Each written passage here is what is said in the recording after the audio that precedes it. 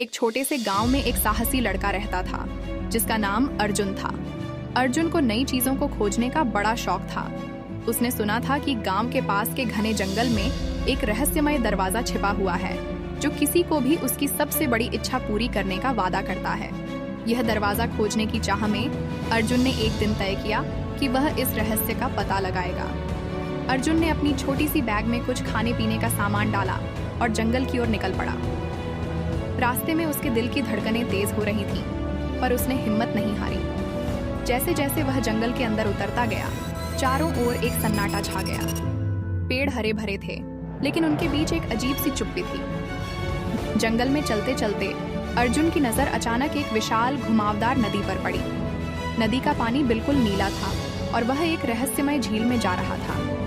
अर्जुन ने नदी को पार किया और कुछ दूर बढ़ने पर उसे एक विशालकाय पेड़ दिखा जिसकी जड़ें इतनी लंबी और घनी थीं कि वह एक छोटा सा गुहाकान बन चुकी थी। अर्जुन ने जड़ें ध्यान से देखा और तभी उसकी नज़र एक छोटी सी दरार पर पड़ी।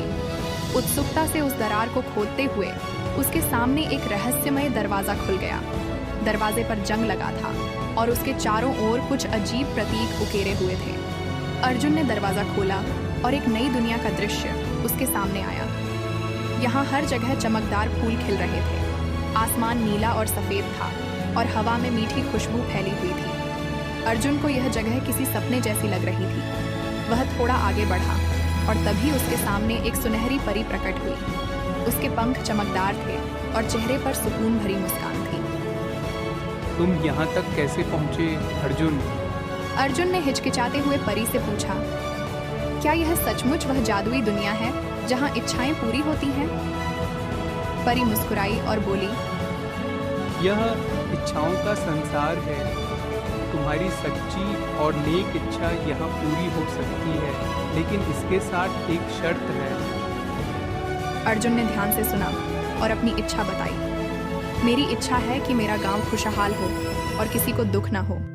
परी ने उसकी इच्छा सुनकर कहा, तुम्हारी इच्छा सच्चे दिल से है और मैं इसे पूरा करूंगी।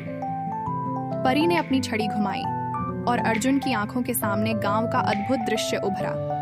गांव के लोग खुश रहने लगे, खेत लहलहाने लगे, बच्चों के चेहरे खिल उठे।